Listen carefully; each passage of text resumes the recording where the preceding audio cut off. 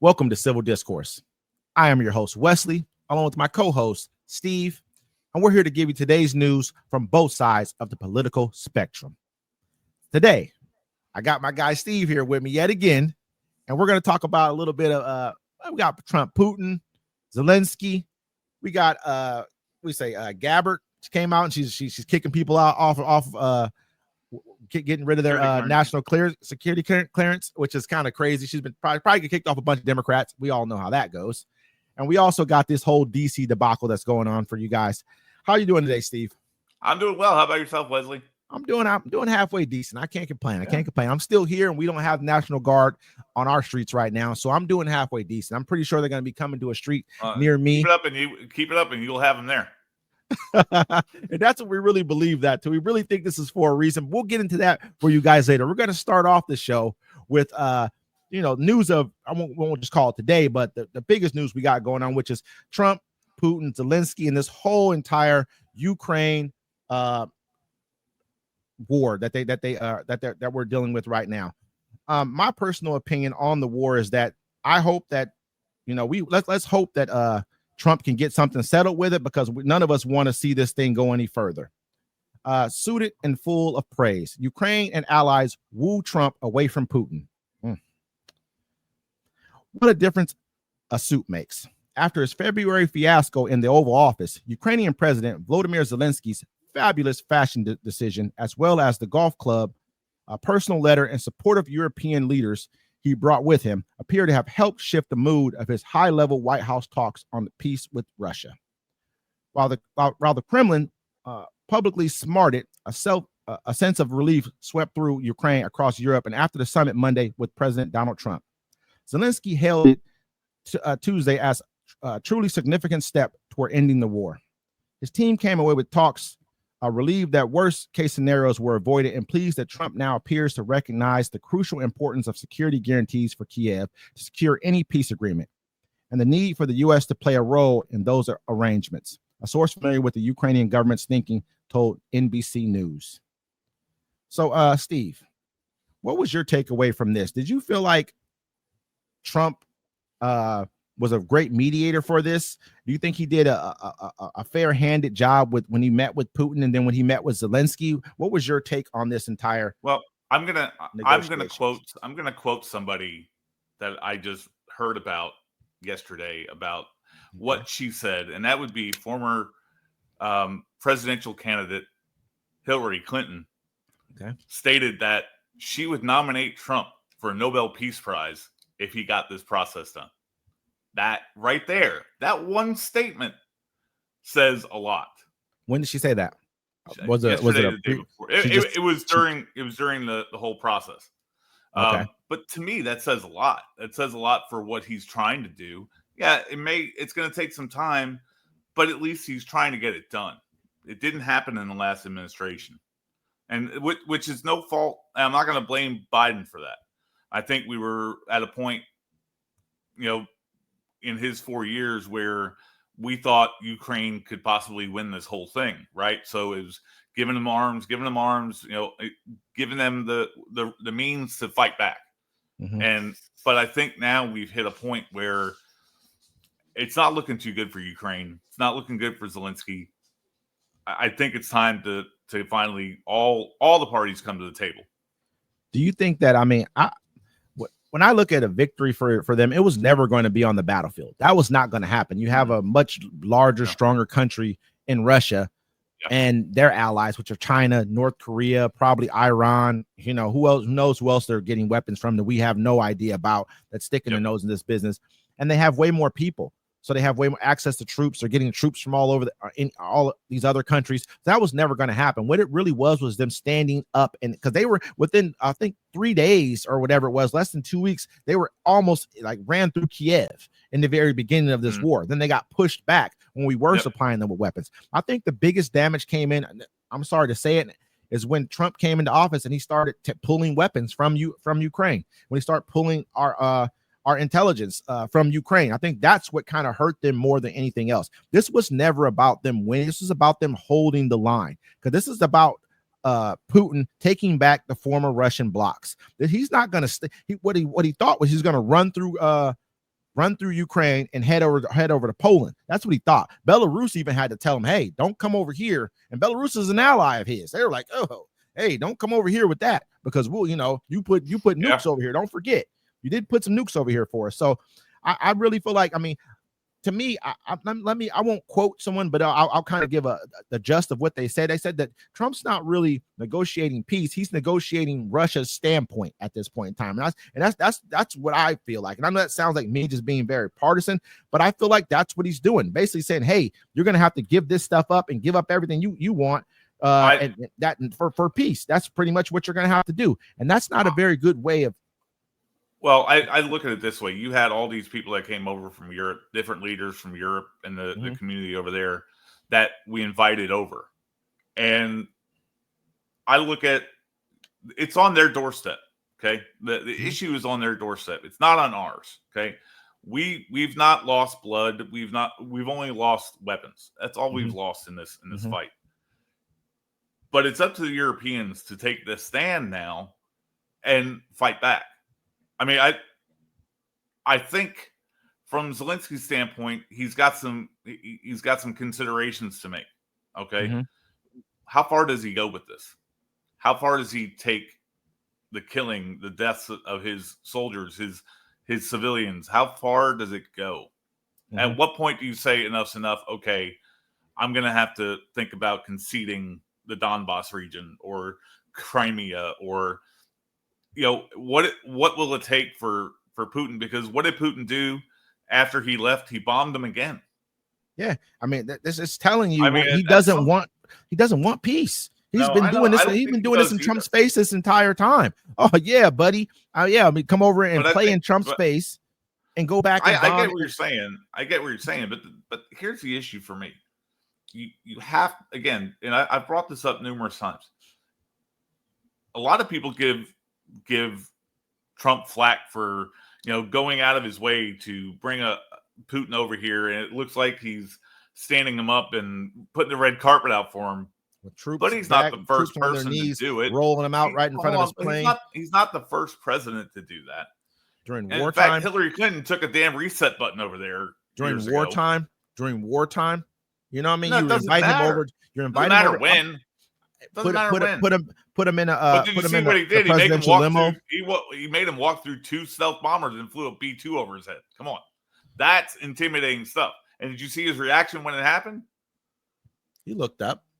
Yeah, he looked up and he's like, "Holy shit!" That's intimidating to me. How many pictures they get of that B-2 bomber? Over here. He got him to come to the United States. I don't care. It's Alaska. Yes, it's Alaska. It's still the That's United former States. Russian territory. This is not me. I hope he does come up with some type of a resolution to this war. But do I believe that he is this is my personal opinion. I believe that he is compromised by Russia. I've seen Putin play him every single time at every single turn. He has never. It's never been proven. It's my belief. It's my belief. That's not to say that's not to say that it's true. It's just my belief.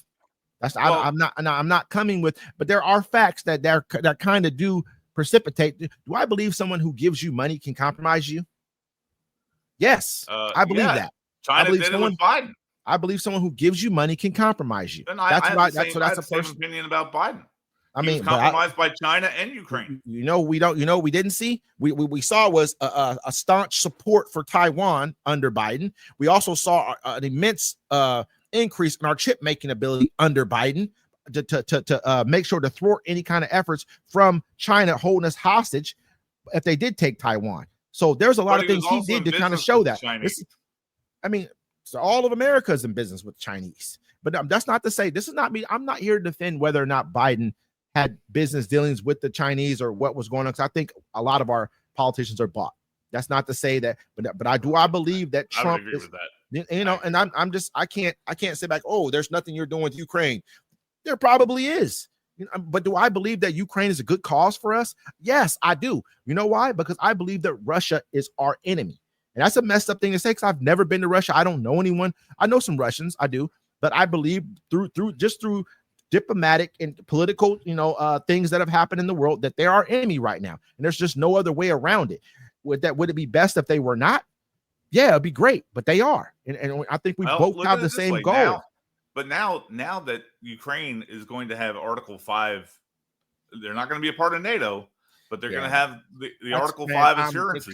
Come on. Are we going to do that one again this time? Look, we gave them assurances during in 1990 when they gave away those 4,500. Not NATO Article 5 assurances. No, NATO, but they're not a part of NATO. They're not really getting those assurances. We're not putting troops over there. So now they have a foothold they have a foot in the door of NATO. Yes or no? I don't think so. I think he'll still invade, and if America is not willing to go to war, not willing to go to, scared to go to nuclear war again, because Putin will threaten that anytime, we won't send troops over there. It'll be the same thing. They don't have Article 5. It's a ploy, and I wouldn't believe it, but I know he has to go for it. You know what I mean? If I gave you 4,500 nuclear weapons and you told me that you'll make sure that these people never invade my country, am I going to believe you now that I don't have the nuclear weapons and they just took a fifth of my country? Am I going to believe you now? I have to believe you, because there's no other way around it, because people cannot support us. But it's not just the United States. It's also the European Union, Great Britain. All of them are doing it. So they go to war without us. They go to war with Russia without us. No, they don't, because there's more of a... No, they don't. Not right now. They're not even strong enough to. No, they're not going to do that now. Who has the largest army in all of Europe right now? Who has the largest army in all of Europe? I'm going to say I know that Poland's building the largest one. It's like 300,000 people. 300,000, which will be the largest army. What, you know what I mean? Like that, Russia had that many people killed in 3 months last year. You know what I mean? Like, so I'm just joking. I'm saying, but so they're not really worried about you. They got way more nukes than all of you. So if you try to jump me, if you jump me, I'm gonna hit somebody with these nukes. You're gonna throw down. You know what I mean? So they're not. If we're not willing to go to war with them, we don't have a steadfast president in office. If they catch another Trump in office. Okay, which they may catch one. We are basically at war with Russia now. It's our weapons being fired over there. A proxy war. That's the greatest war to be in. War, yeah, that's the greatest war to be in. No troops getting killed. You're not saying that we're not supporting them, but we're still giving them weapons to fight. So we are still involved. Now they're paying for it. Now they're paying for the weapons. Before we were giving them to them. It's like this. Would I rather give away the farm? If I got extra weapons and I can make new ones, what we did was give them weapons. We were going to do our capacity for making new weapons has slowed down over the years. Well, what do we need to do? Thanks to Democrats. If we're building old weaponry, that doesn't make sense. Why am I building whatever fighters that we don't need anymore, and we can be building drones? Drones work better than whatever. You know what I mean? You can build $1,000 drones or taking out tanks. We see it happen in the war right now. Ukraine has some of the best drone making capabilities in the world. $1,000 drones. Yeah, they're saying it's like $1,000 drones, man. Bomb that's on the drone. Oh, the drone worth $100,000. No, these aren't the big drones you're thinking about. These aren't the kind they're making in Turkey and places like that. They're literally making drone factories of little drones that they're sending in. They're blowing up tanks. I'm telling you, go look it up.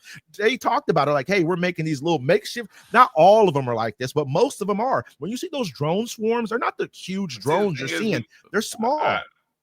Oh no, they're not. But they also have the big ones too. They do. No, they do, but the ones that are most effective are the little ones. They can just shift in there and just shift around. They're chasing troops. Troops are running from the drone. I'm watching on camera. He's running around the tank, and boom. But why are we not letting the Europeans take the lead on this? They've kind of shied away from the whole thing over the last couple of years. I think the one thing I can say that Trump did do, he got them to raise involved. He got them to raise their spending on defense. That's one thing I can say that he did.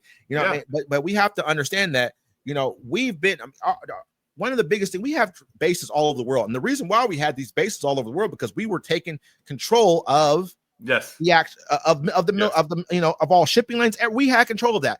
Not only that, but you were also, once the wall came down, we put bases in places that where the USSR was the prevalent. Exactly. So it made us stronger. But here's the problem. Then Clinton came in, a drawdown happened. Okay. Obama came in, a drawdown happened. Even under Bush Jr., he didn't draw it down because he just wanted to go to war. But even during Trump's, there was a slowdown in recruiting and stuff. Biden, the same thing. Biden had a slowdown and recruiting went down. It's changed. It's changed now. We're we starting need to go to up, change our thought process on this whole thing. We're thinking wrong. We're thinking still Cold War. We start thinking about, we don't need a bunch of, I don't need I mean, don't get me wrong. Well, I You mean, need troops. You ostensibly always need troops. it is still another Cold War. I mean, you think we have with basically have China, the same people on the same side. Well, China, Russia, who is basically still the USSR. You're not going to tell me any differently. You got a guy that's running the country that's a former KGB. So I mean, come on, and his whole mindset is, if you look at the natural resources. We spent 70 years in a Cold War with Russia, and we broke it for what, 2 decades, and now it's back. I mean, it's not even that, and that's why you keep it. That's why, I mean, it's our fault that we allowed it to come back.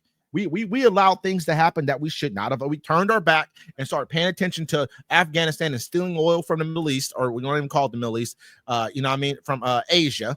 You know, we started stealing money from those guys over there, and that's the problem. That's what we did wrong. We should have kept our eye on the ball, which was China, Russia, you know, and that whole block of countries that are coming up next. They still have a lot of money over there. Don't be fooled. Who are you talking about? In the Middle in East. Russia? Yeah. Oh yeah. No. I'm not. I'm talking about the. You're saying we stole oil from them and made money. They're still making money. No. That was we shifted our focus to that. That's what I'm saying. Like that's what we got. Well, that was the nation. That was the empire building phase where Cheney wanted us to go in there, and Rumsfeld wanted us to go in there and take over the whole entire. You know, I mean, I don't like to call it the Middle East because it's not really that, but you know, it's whatever. But you know what I'm saying? Take over that region. That was their personal thing. That's why I'm not saying I know they got so much oil over in the Middle East and so many, you know, it's natural gas, stuff like that. They're going to be fine, but that's not the point. If we should have, what we should have done is kept our eye on the ball. Right now, I feel like, getting back to the original point of it all, I feel like he got steamrolled. And this is what Fox said themselves. He went in there and dude steamrolled him. He came out of that meeting. Now all of a sudden he has a different frame of mind. Something was said during that meeting, which scared Trump. You saw his face change. Oh, well, I don't think that we need a ceasefire now. I never did any of my other peace deals with a ceasefire. You changed your whole ideology. Every time this guy comes around, you change your whole entire mind. Something's up with this dude. You know, something's not right. I didn't see any of that. I don't see not even the people, even the people on legacy media have been not praising him, but they're not looking. He's not looking like a joke. They're not looking at it like a joke happened.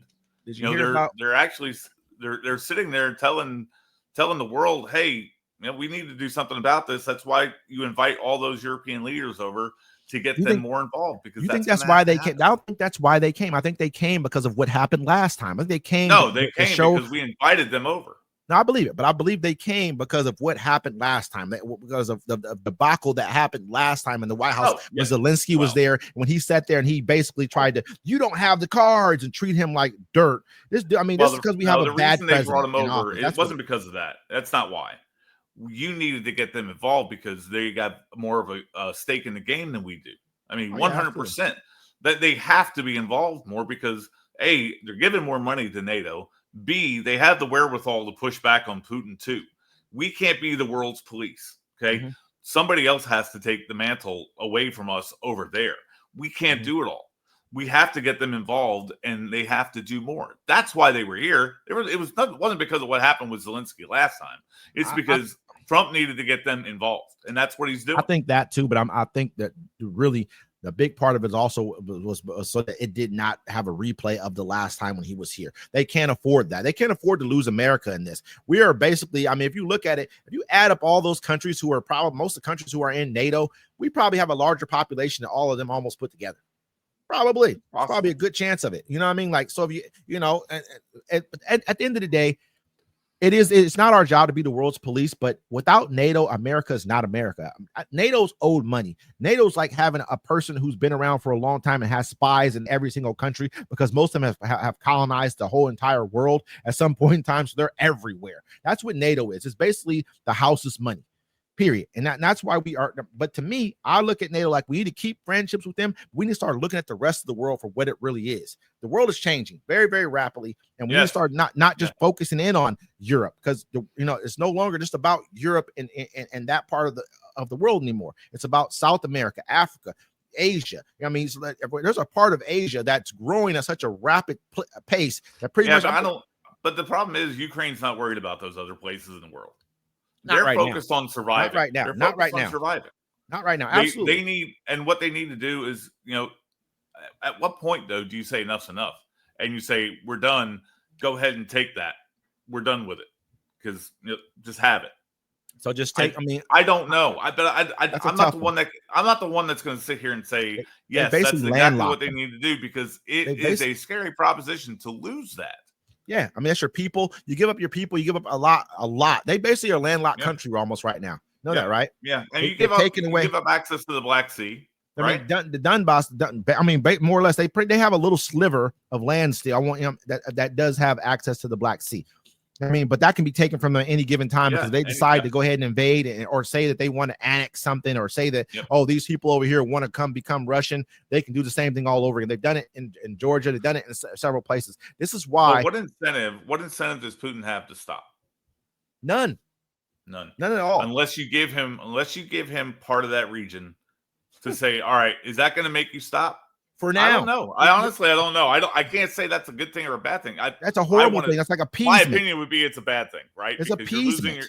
You're kind of losing your sovereignty as well when that happens. But what happens next is he's going to do it again. To avoid, and this happens with every war, somebody has to give up something, right? Every war, somebody gives up something. Yeah, I think Putin is pretty much like our era's version of Hitler to a degree. You know what I mean? Not to say not to run into not to run into everything that Hitler did. Stalin. He's more like a Stalin. Yeah, I mean, I don't know if Stalin invaded this many countries though. I mean, I'm not sure. Don't get me wrong. I don't have the in World War II, no. But I mean, they already had all that Eastern Bloc pretty much. You know what I mean? So he's basically, I mean, this guy right here, he understands that. I always talk this all the time. It's they have to fight. They have to fight. There's they can't stop now. They can stop now to appease the world, but they have to fight, or else Russia will no longer exist. What'll happen is China's going to end up annexing a large portion of Eastern Russia. Watch. That's a very good possibility because you have a lot of Chinese descendants there that live in that part of the country. And Russia just lost 1 million people. I mean, I won't say 1 million troops died, but either were severely wounded or are gone. That's 1 million men, of fighting age. That means of childbirthing age. It's a population thing, right? Yeah, I get that. It's a population thing. They're done. But at some point, there has to be a compromise somewhere. Every war ends in a compromise, and this one is no different. We gave when Germany fell in World War II, the United States compromised and gave them half. part of Now they only had a small half of Germany, a small part of Germany. I mean, they had the East Berlin, right? Mm-hmm. So, but I mean, it wasn't a significant amount of land that they gave them. Mm-hmm. It was a strategic amount of land that they gave them, yes. Mm-hmm. But the problem is Germany lost everything in World War I and World War II. And it's because they had to give up what they had to give up. And every war has its compromises, and this one's not going to be any different. This one won't be any different. You know what I will say though, just so we won't prolong this. But what I will say about this is that I do believe that Ukraine will get back its land, because I believe. I hope so. I think not now. It won't happen like during this sec. He has to take this. If you don't, then what did you fight for? You have to go back home, and you're weakened amongst your people. You're already, I think he's suffering from some type of neurological condition. I've seen his legs kind of buckling. Did you see that video where his legs were kind of like kicking? I'm like, and he's getting older. You can kind of tell in his face he's had some surgery trying to stay younger. Yeah. You can kind of, he's probably he's not riding shirtless on horses anymore. You get what I'm saying? He's probably he's probably a done deal. When you know how it goes, we get older, things kind of change a little bit.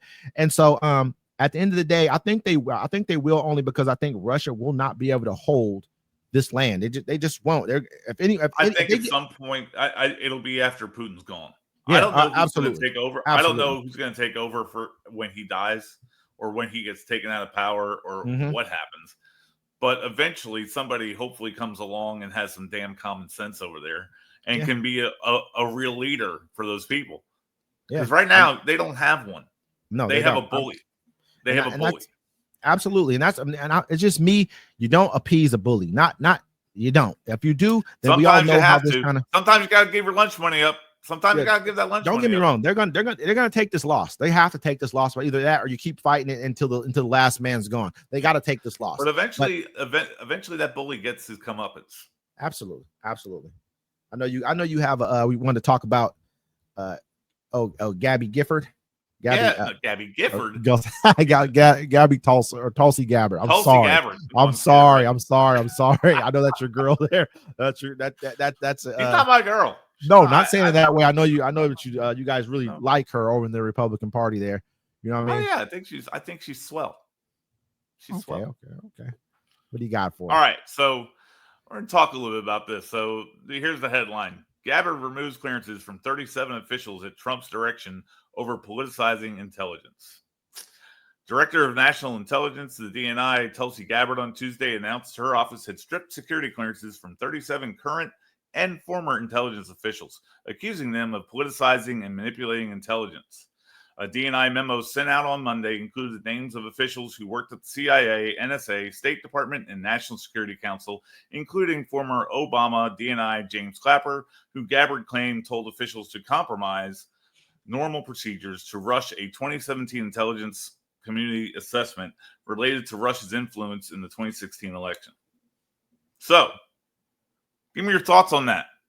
So why do you think she did it? Why do you think she did it? Because they're going to go after Democrats. This is what they do, man. This administration is like this is something that most normal administrations don't do. You don't go after your political. Oh, you're a Republican. We're going to strip all you guys of your national security clearance. We're going to treat you like this. We're going to make sure this is all, to me, at the end of the day, this was a big like smoke screen. You come out this is not to switch the subject because we're not going to, but they come out with the Epstein files, and all of a sudden Tulsi's like, oh, hey, we got all this information on Obama, the Clintons, all this other stuff. We got all this stuff. It is kind of weird timing, isn't it? I'll give you that. It's weird timing. I mean? Oh, we got the biggest news ever, the Russia hoax, Russia. And this, I think it was just to say, this is not to say that the Russian thing was not a hoax. I mean, there's obviously the dossier was not real. Okay. This is not to say certain parts of it were not fabricated, but at the end of the day, no one cares at this point in time. No one really cares. I'm not saying that some people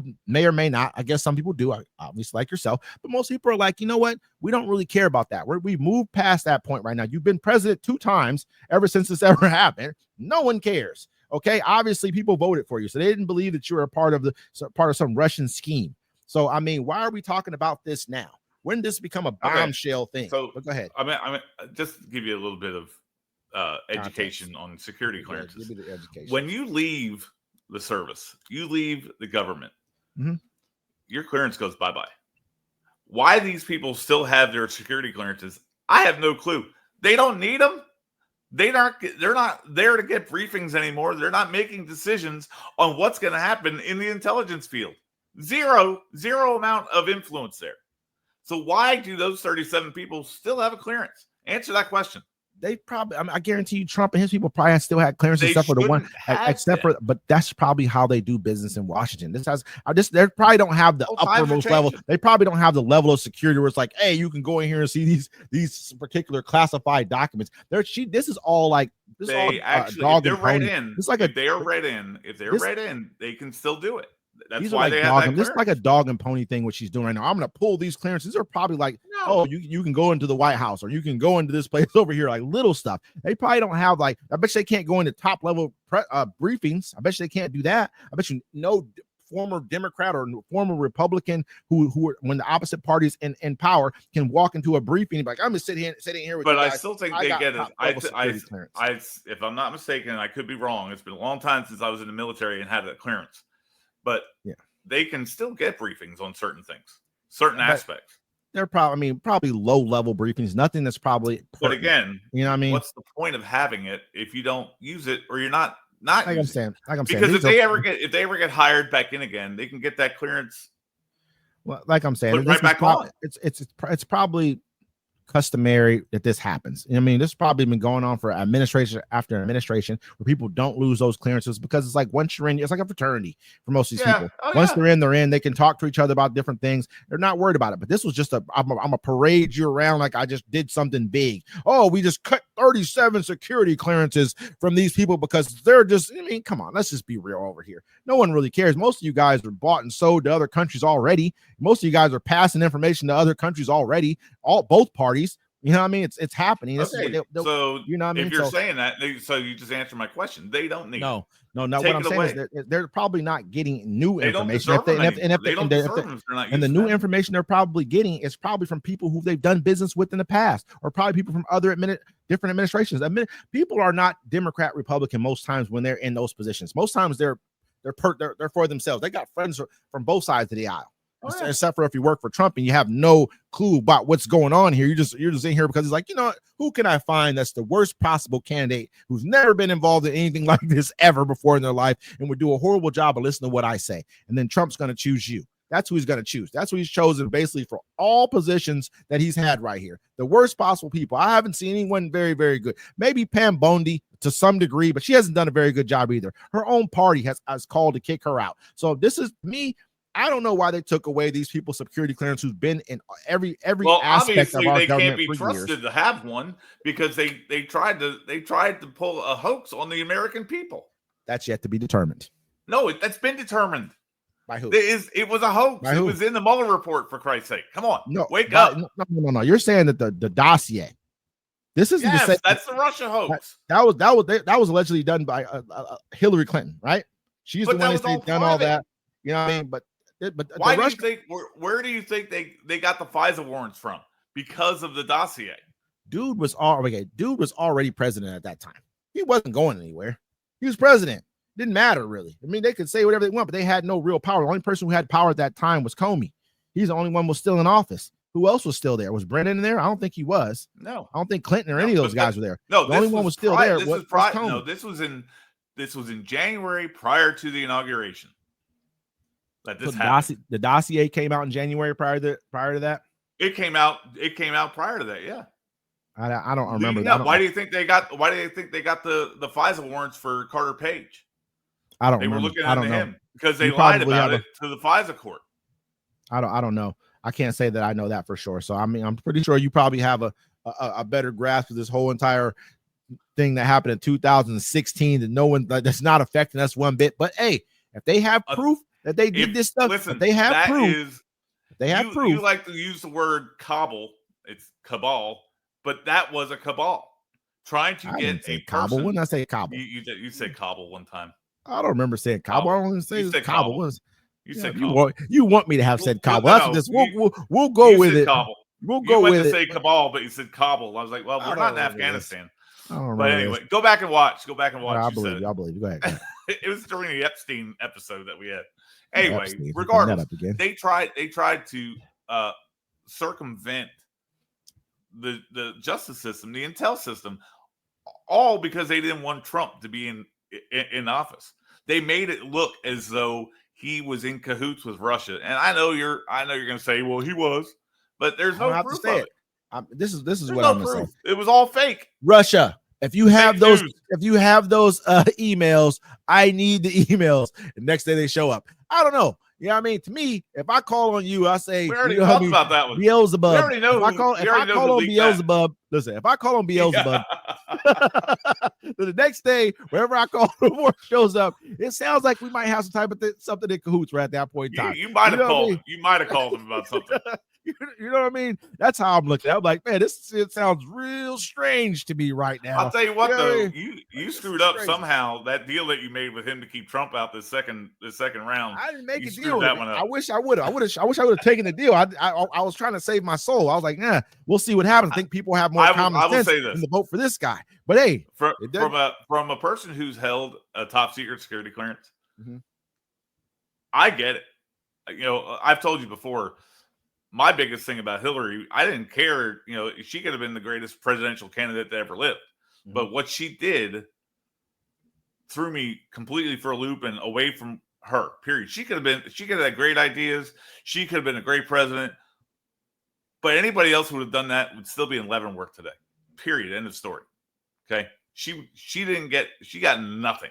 She skated. We're gonna find out. We're gonna find out what happened here because I hope so. I really do. I want it because it needs to happen. If this turns out to be a big dud and nothing comes of it, what then? And because you guys have all the power to do everything you need to do right now. Was it Mike Waltz, the guy who had the what was that thing called that they used to talk on? Yeah, I know you're talking about the Signal app or whatever that is. But he should have been fired for that. You know where he's at right now? You know where he's at? He's not fired. He wasn't fired. He was brought. No, he got another job. Yeah, right in the UN. He's like, hey, Mike Waltz, you're doing a great job over in the UN now. Come on. Moved you right over here. We're not going to fire you. What's the phrase? What's the phrase? You F up, you move up. You know what I mean? You know, so I mean, it's to me, all I'm saying is this right here. If they did do these things, then okay. But stripping security clearances, everything they're doing now is just distractions. It's the right thing to do. It's the right thing. That's fine. That's fine. Distractions. It's the right thing to do. Distraction. Smoke screen. Distraction. It's not about that. It's not about that. It really is. They're not using them. They're not utilizing them. Why should they have them? But they've been doing this. I don't have mine anymore. But this isn't the first time this isn't the first time they've been stripping people of security clearance. They did it when he first walked in the door. He does the worst possible thing. He does the most abnormal things that there are to possibly do to America. He does them consistently. There's nothing. But what's the problem with stripping a security clearance if somebody doesn't need it? You know what? I don't mind it. I don't really care. But the point of it is, though, it's all a distraction. Knowing all this was a distraction. This is a whole entire process of what he's doing. It's great that she can do that. Well, why don't you help release the Epstein files then? You guys can do all this. You guys got all this time. They're having hearings. Do all this they're having hearings about it. Why do we got to have a hearing? Why do we got to have a hearing about this? Why do we have to have a hearing? Bill Barr was just brought in. Why do we have? I don't even have to go. We don't have to go into this right now. But why do we got to have a hearing? We have to have a hearing about anything else. Anything else you want to do? You can just do what you got to do. About everything. There's hearings every single day, I think, in the people's house there. I understand, but me personally, I don't think that is a big deal. But it could be. I don't know. You know what I mean? But let's check into it. Let's see where this goes. I really want to see. Cross our fingers. Let's cross our fingers for more news to come out about it, so we can have more to talk material about for our show. Absolutely. And I also think that if Bill Clinton and Hillary Clinton, if they get them on subpoena and they actually come in and talk, that'll be big. They're going to ask them all kind of crazy questions. I know that's why I know he's not coming in. If I'm Bill, I'm not going. You notice Bill hasn't said a word. I want to know. I still want to know what is. I want to know what is. I still haven't figured that one out yet. It's been 30 years. It's been 30 years, and I don't know what is.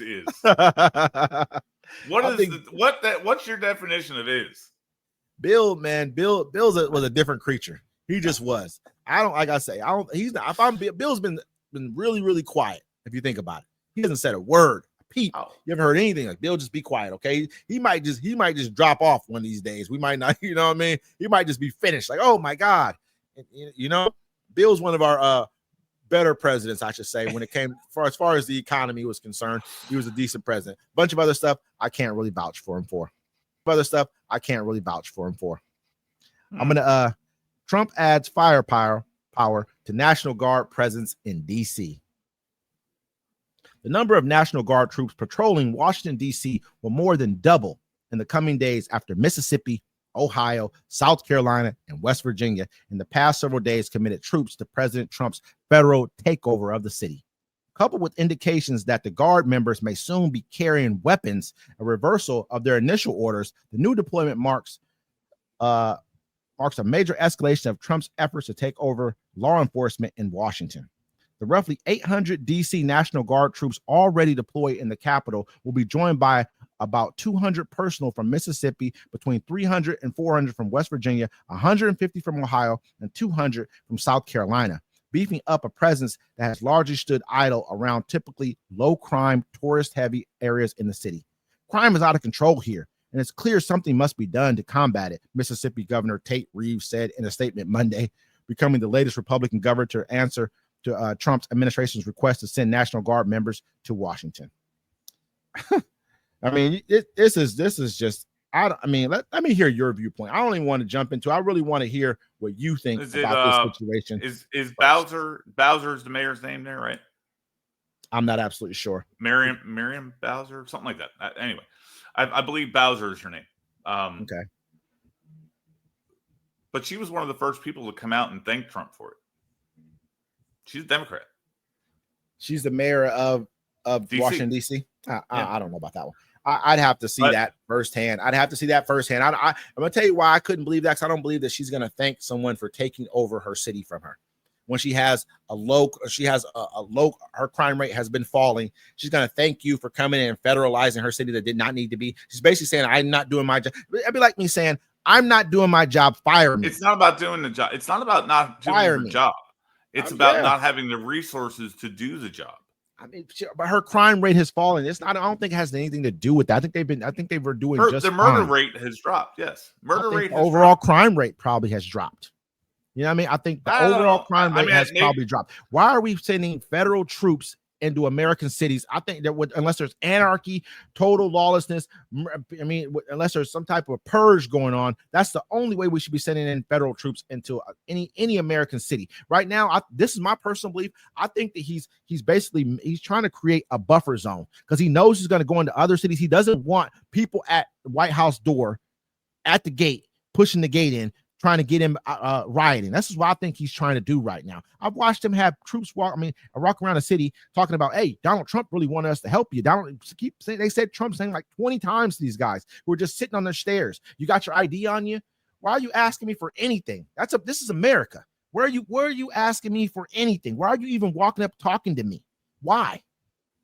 Period. Why are you setting up I guess they had like speed traps or whatever you want to call them. Not even speed traps, just like checkpoints where they're pulling people over. Anyone who drives through here, they're looking at your IDs. They're doing, and they had like 50, 60 people just standing around. That's our tax dollars at work for no reason. It wasn't like this is a hugely crime area. And even if it were, the local police can handle it. That's why crime has been going down.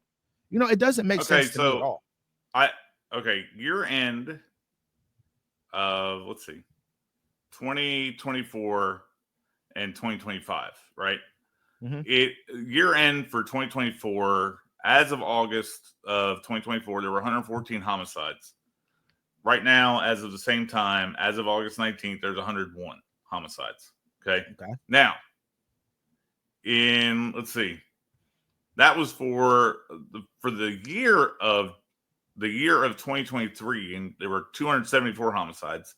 187 homicides. Yes, crime is going down in the city, but the problem is you still have a lack of police officers helping to roam the streets. So regardless of whether crime is down or not, a lot of it may not be being reported either. Man, is that what we're gonna do now? Is that what we're gonna do? We're gonna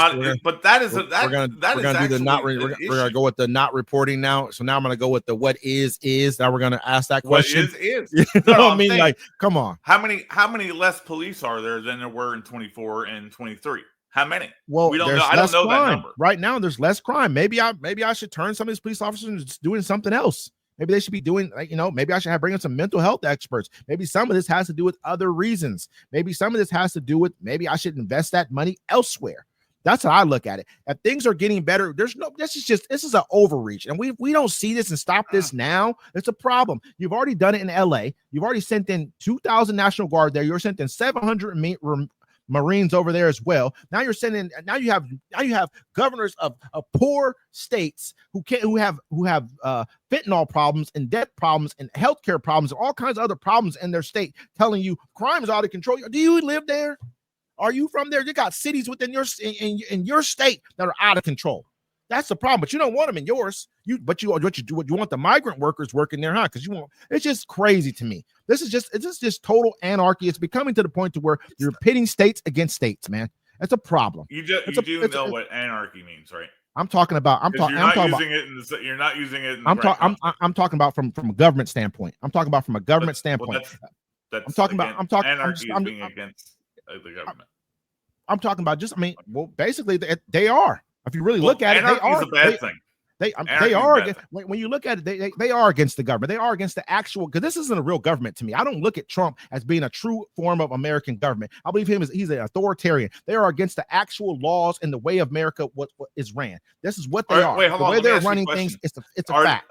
Does the law state that he's allowed to deploy National Guard troops? I think it's for like 72 hours. or something like that. He's allowed to do it for like 72 hours.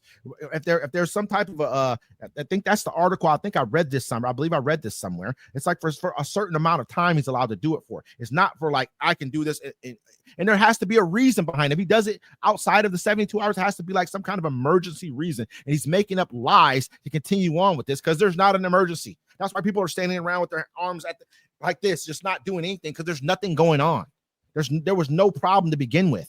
He does have that's why he did it there first, because now it's a test run. Now everyone's fine with it. Oh yeah, this is great. Put him in your city. Now let's go in your backyard and let him walk around in your backyard and at your house and tell you to shut up, which they won't do because they'll treat you guys a lot better because they're going to be told to treat you better. Oh, make sure you don't do this over here where Billy Bob stays. And the rest of these people, they're not going to do that to them. But if they go to the inner cities, they're going to treat them the worst they possibly. Get on the ground. What's your name? Give me your ID. So National Guard deployments vary in length, typically ranging from a few weeks to a year or more.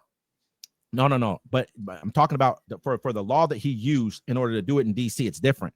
For the law that he used to do, I think it's like articles. So I can't remember what it is, but it's like for 72 hours, they have the ability to do it for 72 hours, but they can do it for longer if they in DC, he did it under a law that was easy for him to do it because it's already like it's our capital. It's already been established. Yes, and so he had the ability to do it for that purpose, but it's like 72 hours, then he can do it for longer if there's some emergency. But what emergency is there? Oh, stealing's up, theft is up. What's the emergency? Let's be real. And now we don't have enough police officers deal with theft. That's what we're talking about. I mean, what are we talking about here? Where are we going? I went to Mexico. You know what they got in the streets of Mexico? Guys with where they AK-47s or wherever they got it, sitting in the streets. Do we want that here in our country? Would that make you feel safer? If someone tell you to shut up and keep walking, and they got a big old gun to sit there looking at you and your family, would that make you feel? That doesn't make me feel safe at all. Do I want tanks or what? And I'm going to say tanks. Do I want Humvees driving down? I got you. Do I want Humvees driving down the street with guys in the back of them with, you know what I mean? No, we already had the tanks going down the street during the parade. So, and no one wanted that. No one wanted the parade. No one even went to it. Like, what is this, man? What do you want? These guys didn't even march right. They're like, they didn't want to be there. They're like, they didn't teach us how to march. We need to go get North Korea and have them come over here and teach our guys how to march because they didn't know what they were doing. Those guys do great over there. They kick their legs all in sync like this. We don't kick our legs here. Yeah, we need to because that's the only way I want to go see a parade. Because I want to see guys marching like this and then turn all at the same time. That's the only way I'm going. But the point of this is, man, this is only going to happen in blue cities. Obviously, you've never been at a marching change of command ceremony. I've never. So have. I don't want to hear it come out of your mouth. Hey, I watched them on television, man. The best ones I saw so far were in North Korea. You have not sat there in 96-degree heat with a dude standing behind you with an unsheathed bayonet on his rifle, waiting to pass out. We not disciplined enough to do this, man. This is crazy talk right now. You know who else I saw do it? I saw old photos of Nazi Germany where he had his troops marching the same exact way in synchronization, man. That's what I want to see. Not his people, but ours. But let me get back to the point of this situation right here. This is the only place this is going to happen. Like he told you, Baltimore, New York City, Chicago. Baltimore is a pit. Oh my gosh. You know how many other pits there are? A lot of them. You know where the Akron, crime Ohio. capital. Akron, Ohio is a pit. You know where the crime capital is? I think Memphis and places like that are like the crime capitals. Like they have the highest murder rates. He hasn't brought these places up. He's brought none of them. Bring up the place where they got the most fentanyl deaths. Go there. Send all the troops in there. He doesn't want to do Ohio. That. It ain't Ohio. It might be somewhere in Ohio. You know what he's not going to do? Send anybody into Ohio. He hasn't brought it up. You know why? Because it's not about that, man. As if it were, he would deal with that problem. This dude's we're not paying attention that we have somebody here who's dangerous. He's dangerous, man. What did he say the other day? Hey, so Zelensky, so you guys can't have elections because you're at war? He was like, oh, this sounds like a great idea. So if there's a war, you don't get to have an election, huh? Why? But I mean, I don't understand why they can't have an election during wartime. Oh my God, dude! I know why. I can understand why we could do it because it's different. No one's ever attacked America. No one's ever. I mean, okay, you got Pearl Harbor. What? You know what I mean. Let's sit back and technically they weren't part of the United States yet. Okay, mainland America, even just mainland America, we haven't really had a major attack. Maybe on we can. Okay, if we're over. If we could have held elections 2 days later and everything would have been cool. And we'd have been worried. Everybody been scared, but we could have done it. But okay, if we're fighting over in Europe somewhere and we can hold elections in our country, but if I got bombs raining down on me and I'm telling people go to these centers right here to do this, and I know. So you're saying he should pull an FDR? Is that what you're saying? He's already doing it. Who are you talking about? Zelensky? No, it's the best possible thing that I can do is not hold elections if I'm being invaded. If I'm being invaded, how do I hold elections? How do I do that? If I'm having bombs, I tell people, hey, we're going to send you guys to this locations over here to go vote so we can kill my people. They have this thing called, I'm sure they could do absentee balloting or send out ballots like they did in the United States, right? You know what I wouldn't do? He might as well just be a dictator. A short term. He is a short-term dictator in his country. He was forced to be this. He was forced into this role. Do anything. He was not. He was invaded. His country it's in their constitution. They cannot do it under war. Obviously, he's not getting the job done. They understand. I think he's doing a great job. You only got a fifth of my land. If I had America next door to me and they only took a fifth of my property, I think I'm doing a great job over a 3-year period of time. I'm just giving you hell, right? I know we're just having a conversation like we always do. You know what I mean? But if we only took a fifth of Mexico over 3 years, they should be doing like this to themselves. I don't want northern Mexico. You can have it. Northern Mexico is a pit. I mean, Mexico's taking care of their business. You take me down to Cozumel, I'll be all right to take that. Any land nowadays, it's worth taking. I'm gonna be honest with you because they're not making any more of it. They're not making any more of it. Let's kind of segue into a different aspect of military. Okay. What are your thoughts about special operations going against cartels? No, I don't think so. I think that we should negotiate with Mexico to make sure that that's being done. I do like the fact that he's mobilized troops on our southern border. I mean, it'll slow down illegal crossings. It'll also slow down any kind of drug trade. Down to almost nothing now. I mean, I believe that. I believe it's probably a lot lower. People are probably. I mean, at the same time, I believe that his policies are flawed. They're going to hurt us more than they can ever help us. And that slowing down to nothing is more based off the fact that when they get here, the treatment that they receive when they get here. I think it is more than just the troops being there. I think people would still try to cross if there was just troops, but they know when they get here, they're going to be subjected to hell pretty much when they come here. And I think that that's a negative viewpoint we have. Not to get off that point, but now he has a $250 visa requirements, all kinds of stuff. I mean, you're making our country unhospitable and towards other people, and I think that that's a negative thing for us to do. I think people love coming to this country, okay, go ahead. We'll talk about that another time. But I do believe that us sending in any of our special units or basically him talking about invading Mexico, which was his first thing he was saying about doing. If this was not going to be because Mexico said they're not going to let, I wouldn't let us in our.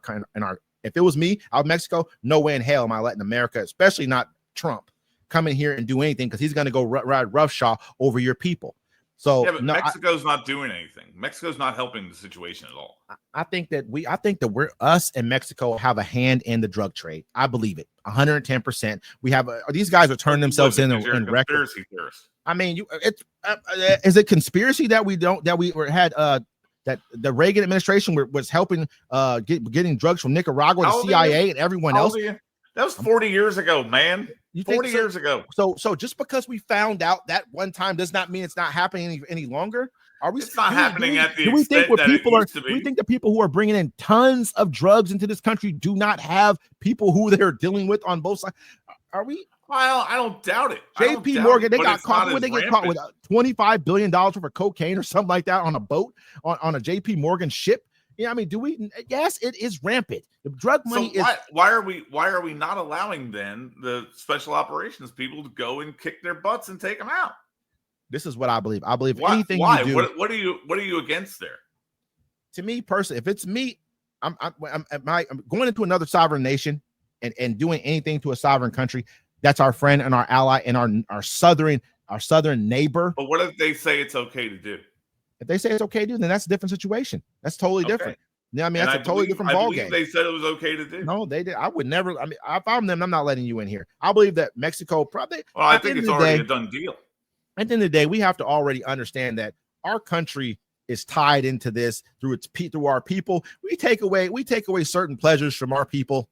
at the end of the day, it's going to be a problem. So I think that's part of the reason why we're tied into this. Another reason, Mexico's probably thrives off of that trade as well too. It probably helps their people if you think about it. Imagine how much money is sent into Mexico due to this right here because of our habits in this country.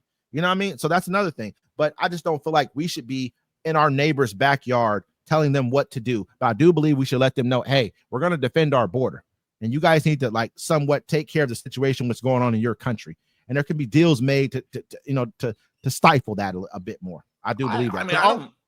I don't see it. I don't honestly see it as a problem. If Mexico wants to stifle the cartels and the drug trade to make things safer there, why not? They should. Why not utilize the guys who are trained to do it? I wouldn't let Americans. Why would I let Americans come into? I would never let a foreign power come into my country and do something like that. I think Mexico could do it themselves. I really believe they could. I believe that they're just not. They probably have a lot of that going on in their personal government. But what could also happen is it could backfire on us. Because if you take away that money from them, what happens to them? How much money is a Mexican Senate commission has approved the entry of members of the United States Army 7th Special Forces Group Airborne into the country. A Senate commission. Now, does that mean that's like saying our Senate has approved something? They have a president in that country. I don't know how that process. Works yeah, you know what I mean? It could be, and it could be for any particular reason. It could be for them to come pick up these people here or whatever. But they're getting so many different people who are turning themselves in right now, like high level cartel members who are turning themselves in. They just flipped one of El Chapo's sons. So I mean, it's just, to me, I don't see us. We're making enemies in places we don't need to make enemies. We're making enemies of Canada. We're making enemies of Mexico. We need to keep ourselves. How are we making enemies of Mexico if we go in there and take out the cartels? How's that making enemies with them? You'll have to explain that one to me, because that one doesn't make any sense. To me, I mean, at Mexico's request, if we go in there and do it, that's a separate situation. But if we're not going to go in and invade a sovereign country without. They said it. Well, Trump already said he would do it. He said he would do that. It's already brought this up. But he's not going to do it unless Mexico says it's okay. Okay, so that's different. Then if they say it's okay and it's a coordinated effort, let them lead the way. We'll go in there and help them, just like we've helped other times with certain things, and we'll have an objective to where we want to reach to. But I don't think that we should be. It should not be us with a bunch of boots on the ground running through someone else's country and causing a problem. That doesn't look good for anybody, because there's gonna be bodies later. We don't know how to use satin gloves when you send in the military. It's not gonna happen that way. There's gonna be a lot of people. No. Now you're talking about special operators. That's a different story than just sending the military in. That's how they do stuff down there. They do it with satin gloves. They're tactical, and they take stuff out. Do you think that these guys are? I mean, so at the end of the day, though, they're going after cartel leaders who have armies, private armies of their own, armies, a lot of weaponry and a lot of money to help defend themselves. So there's going to be war to a degree. There's going to be war unless you're using missiles and whatever else and guided this and that. Gunships, and third, baby, gunships. I mean that too. But that causes innocent. That also causes you're going to kill innocent civilians. You're going to kill people who may or may not have been involved in this, who are just so happen to be caught up in something because they live in a certain kind of an area or circumference. And that leads to problems. That leads to people dislike of America. And at the end of the day, we don't need that. We're coming to a point right now where America is going to be much more vulnerable. We just are. And on the world stage, Mexico's already being enticed by China. They're spending, I think they're becoming China's one of their biggest trading partners. They're putting a lot of factories down there, a lot of other things. We don't need this right now. But we can do is say, you know what, this is what our expectations of you are. We can give you help. We can give you intel to kind of take care of this, because if you don't, it's going to make it very hard for us to be able to do X, Y, and Z with you.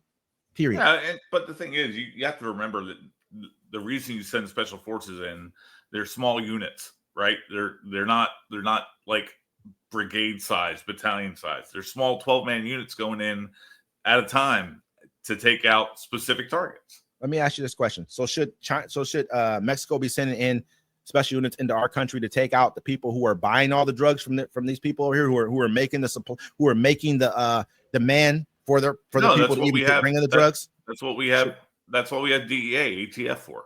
Oh, but we're not doing a very good job, because we're sending over billions and trillions of dollars over into their country, you know what I mean, to buy drugs from their country. I mean, if these people are poor, I mean, a lot of them are very poor people down here.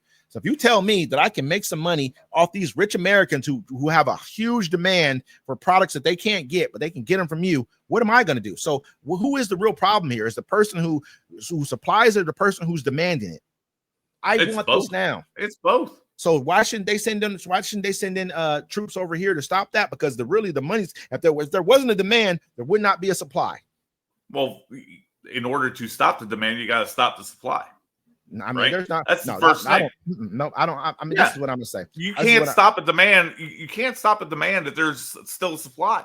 If there's a, to me, I look like this. We make our own demands for. I mean, just with pharmaceutical companies make synthetic drugs that are just the same thing as these, and then all of a sudden they can get you something that it's like, look at the heroin. They had oxycodone, oxycontin, all this other stuff they got going on here. They're making that. That's what brought the huge heroin and fentanyl, all this stuff to bear were these pharmaceutical companies. It wasn't Mexico. It wasn't the cartels. It was these guys right here in our own backyard, in our own country. It's not just Mexico. That's the fentanyl's coming from China.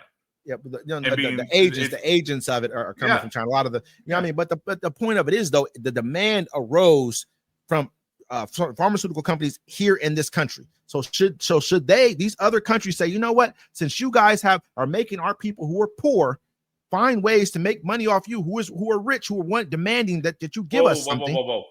The poor people aren't making any money. It's the cartels making money. No, the poor people are they're definitely not making money. The regular Joe Schmo money down in Mexico is not making any money from what the cartel is supplying. So this is like this. Let me say this. So when El Chapo's not making thousands of people rich down in Mexico because rich is one thing, but being able to live a little bit more comfortably than what you do. Let me ask you this question. So if there's say the Olympics is held in Atlanta, right?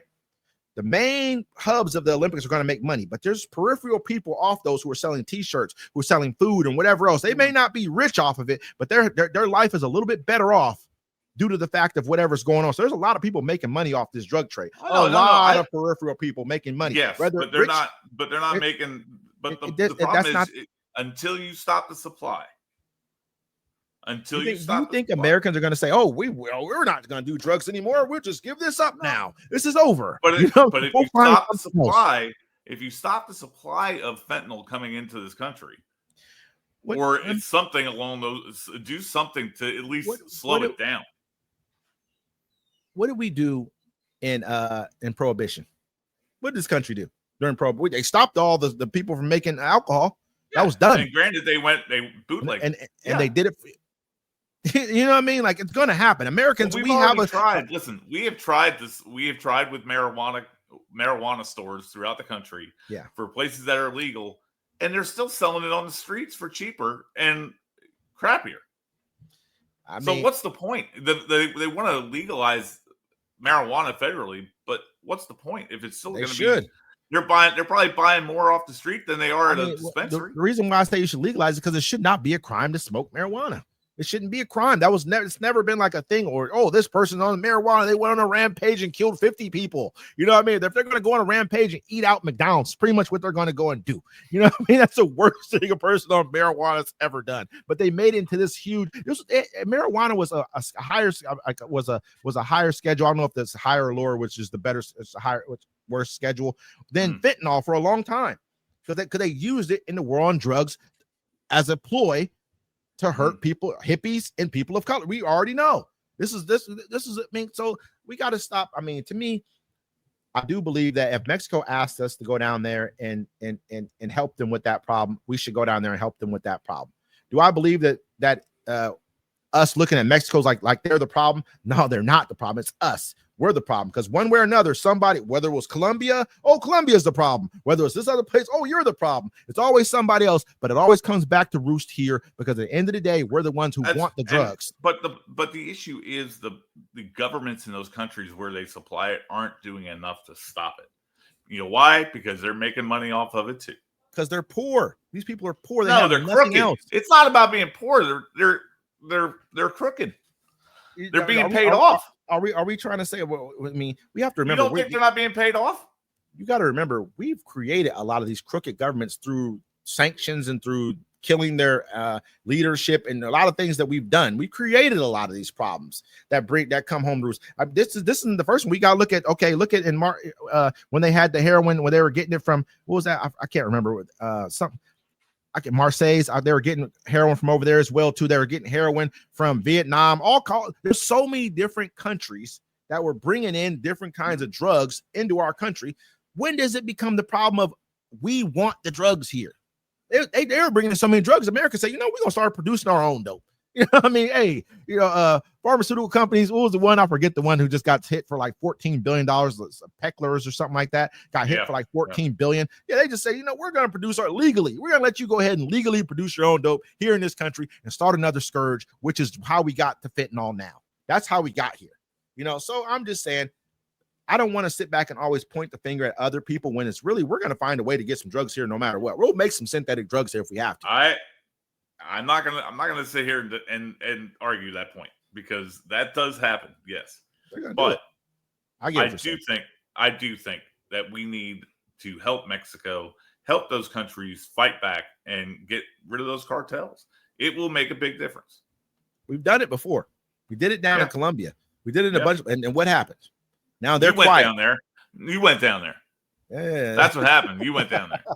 That country's ruined. That country's ruined. Hey, no, what I'm saying is, look, but now do you think that they're still not supplying us with drugs? They're just quiet now. They just say, we're going to ship it through Mexico. Let those guys deal with it, because there's a want in this country. I don't think there's ever going to be a point that we don't have a huge want for drugs, because I read a study the other day. It says that in the United States, you have to work an average of 80 hours a week to not be to get out of poverty. 80 hours a week to get this. There's other countries. I think Japan was like 14 hours. There's a bunch of other European countries inside of there, but those are probably countries that have universal health care, free education, a lot of other things that we don't have. And we talk about, and me personally, I've said it, that we're the greatest country on earth. I've said it a million times. I still say it to this day. But when you look at those kind of readings, it kind of makes me feel some kind of way. It makes me think that, what, maybe I'm flawed in the way that I'm thinking about this whole thing, because obviously that's the biggest reading on telling you. Your people will tell you whether you're the greatest country on earth or not, is how your people live at the end of the day. Did you ever see the clip with the actor Jeff Daniels? I forget what movie it was or what TV show. He was in the classroom. He's in that big study auditorium hall or meeting auditorium, and somebody says, "Well, America is still the greatest country in the world." He's like, "No, it's not." Yeah. And he came up with all these statistics, rattle them off one by one to say, we're 17th in education, we're this and this and this, and it makes you think. It really, you sit back. I know it's a movie or a TV show or whatever, but you sit back and go, really, he's probably pretty damn accurate. Yeah, I watched this guy the other day, and I never like to hear this. He's like, America is already falling. We're already on the decline. You know what I mean? Like. And I never like to believe that. I never like to think that way. But the way that we're doing business, it shows me that it's true. It's true. We're not looking forward anymore. When you stop looking forward, you're no longer okay. What do you mean by looking forward, though? What's that actually mean? Power is projected forward. Strength is projected forward. Because if this is my area of what I'm covering, but I'm not looking at anything past that, someone else who's looking past me, I'm gonna tell you why. BRICS. Look at those guys. Look at the members of BRICS who are the people who are in BRICS. Those countries will account for more of the GDP. Like we're still thinking about, Europe and this and the third, and we accounted for the G7 at one time, accounted for this, this percentage of the world's GDP and the economic output. Going forward, that's not going to be the case. The population centers of the world are not a part of the teams that we're a part of anymore, and they're making new teams without us, and we're still sticking to the same old script. We got to change that. That's what I'm saying. I love this country. I want this country to be the greatest in the world. I have a vested interest here. I'm not going anywhere. Most people look like me don't know where they're from. I know I'm from Ohio. That's what I do know. I can tell you that much. If something did happen, it's one of the greatest places on earth as well. In some aspects. In some aspects. Yeah. But that's just what I see. It is where Buffalo Wild Wings got its start. Just so you know. Well, that's good. That's High Street, great to hear. Ohio State. Okay. That's just great to know as well. But that's kind of the way I see it. I don't see us we're not thinking the way we need to be thinking right now. We're not pushing ourselves. We're not innovating at the levels we need to. We're not, even with our military, we should be ahead of. Yes, we have, we are ahead, but we could be so much further with better R&D. We should be looking on. I will be trying to sell more. We sell a lot of weapons. That's what we're trying to. We're trying to become one of the leaders in the world in AI, and I think we're going to be one of the leaders in the world in AI. I think we will be the number one leader in the world in AI. That's where I think we're going with it. I hope these things come to fruition, but education matters. It does, and that's something that this administration does not look at all as being something that they want to promote or push. Education. They don't. No, I think they do. But I think they want the states to take care of it from now on. There's no need for the federal government to be involved in it. The federal government's all they've been doing is they're a piggy bank for state schools. That's so it. Where do these people get the money from? More school choice. Where does the federal government get the money from? You know what I mean? I think that schools and everything should be federal. I mean, we should even be having levies to tell a school how much money they're going to get anyways. We should be making sure schools have money. We should be spending our money in the right direction, and we're not doing that. That's my personal opinion on the whole thing. We're not, but anyway. I still don't think the federal government needs to be in charge of schooling. I don't, because every state is different. Every state is autonomous. They need to be able to run their own. We should have federal standards. We should have federal standards. Should we have federal standards? Because we tried that. Yes, we should have federal standards, and then schools can go above that if they want to. You can go higher. Standards, it didn't work out. You can go higher, but that's because there's no enforcement of them. That's because we need to be putting out more money for it. Because the education department was weak and feckless. I can't say. I mean, that the education department's only 45 years old. I think something like that. And in 45 years, they've done really nothing. I think the education department was never intended and has never had the obligation or the job of going into each state and making sure these things were being done. They were just saying, you know what, we're going to try and supply them with the resources that they need. We need to start having more enforcement of those resources as well. More enforcement of what needs to be done, because we're pretty much letting our kids.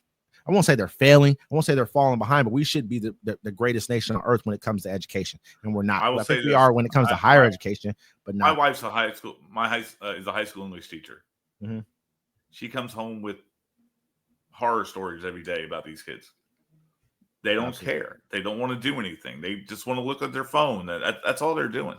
They're biding their time till they can say, "I'm leaving," and they get out. And then what happens? It's the education system is not broken.